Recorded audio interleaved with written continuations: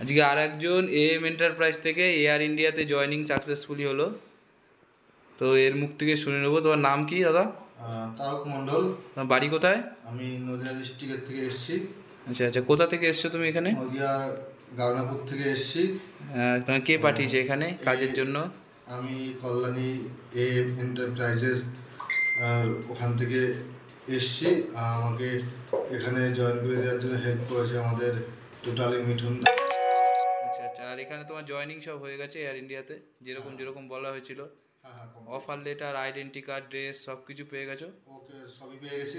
যেমন অফার লেটারও পেয়ে গেছি, ড্রেস, আইডেন্টি কার্ড সবই আমার কমপ্লিট। আচ্ছা, এখানে তোমার যেরকম যেরকম বলা হয়েছিল 1 মাসের থাকা খাওয়া সম্পূর্ণ ফ্রি, সেগুলো পেয়েছো তো? মানে কোনো রকম কোনো অসুবিধা নেই?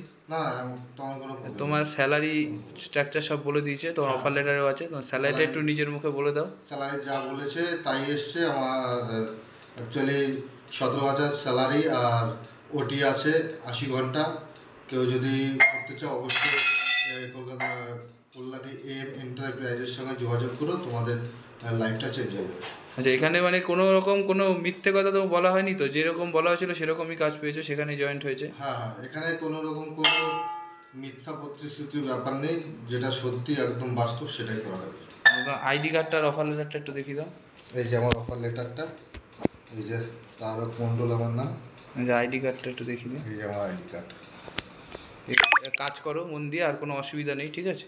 কোনো প্রবলেম হলে Kalyani AM enterprise Mithun sir আছে, সে নিয়ে দেখবেন।